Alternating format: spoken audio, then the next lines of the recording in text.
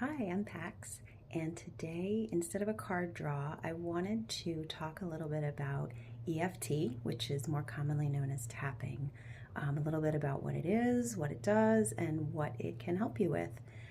It's something I'm going to be offering on a monthly basis at Earth, Wind, Fire, and Ice in Chadds Ford. So I hope that after hearing this, if you're curious, that you'll join me and check it out. It's going to be donation based, so you can come and see what kind of experience you have. And then if you feel like making a contribution, that would be much appreciated. Um, as I said, EFT is more commonly known as tapping, but what EFT stands for is Emotional Freedom Technique. And it has its roots in the same practice, the same meridian energy system as acupuncture and acupressure. So it is related and rooted in ancient Chinese medicine, but it's something that you can do yourself. You can do it at home in just a few minutes, no needles, nothing intrusive, very simple, very fast acting, and yet results that are sometimes almost miraculous.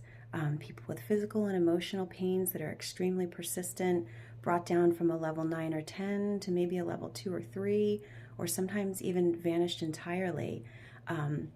What it does is it soothes the part of the brain that is the more primitive part of the brain, responsible for our stress response. So that fight or flight response that we needed in an evolutionary sense to protect us from environmental dangers, but that which in our current environment is kind of constantly activated by all of the stresses of our modern world. So we don't need it for the same things that we did in the evolutionary past. And yet, for some of us, it is activated almost constantly. And what that means is that we're constantly flooded with stress hormones, which diminish our immunity and just keep us never feeling good and never really properly shifting into the parasympathetic nervous system response of rest and digest, which is really where the body calms itself and resets everything, and our digestion and all of that kind of brings us back to a place of safety and grounding.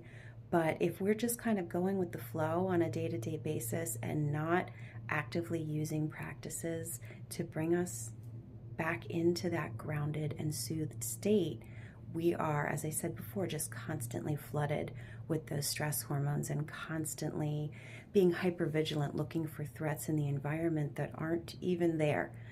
But we think we're doing ourselves a favor by showing that constant vigilance.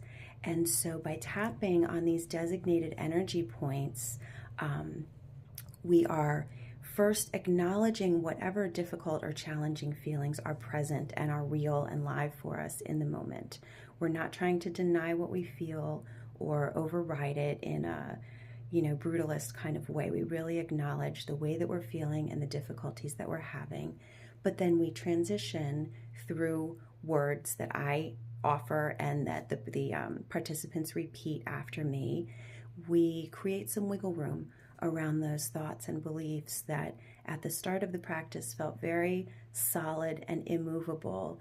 Tapping has a way, once we've gone through that early soothing part of the practice, then we sort of shift over to the change part of the practice that just introduces new thoughts and ideas to the equation, where before the difficulties that we were experiencing felt extremely rock solid and immovable. I kind of like to use the analogy of a pre-recorded cassette tape. If you grew up in the 70s or 80s like I did, and purchased a cassette from a record store, the music on that, the recording there, felt very permanent, very official, very immovable. And then a little bit later, I learned that you could just take a little piece of Scotch tape and put it over that snapped off plastic tab, and then you were free, if you were inclined, to record whatever you wanted over that. So the soothing part of the tapping practice is kind of like that little piece of Scotch tape that covers over that element to then open us up to the possibility of re-recording some new thoughts and beliefs over that which, even if it has been very, very long-standing, it can be shifted. Our thoughts and beliefs can be shifted. But again, unless we actively undertake that process, they're just going to continue to program us and our feelings and our beliefs and our actions as a result. And so, yeah, tapping is a really powerful practice. It can help with physical pains, emotional pains, PTSD, depression, anxiety, weight loss, addictive behaviors. You name it, it is a really powerful practice. So again, if you're at all curious, I would love for you to come out. I will be at Earth, Wind, Fire, and Ice tomorrow, which is Sunday, July the 14th, 2024, from 11 a.m. to 12:30 p.m. We'll be together for 90 minutes. And again, it's donation based. And then starting in the month of August, I will be there the third Sunday of every month.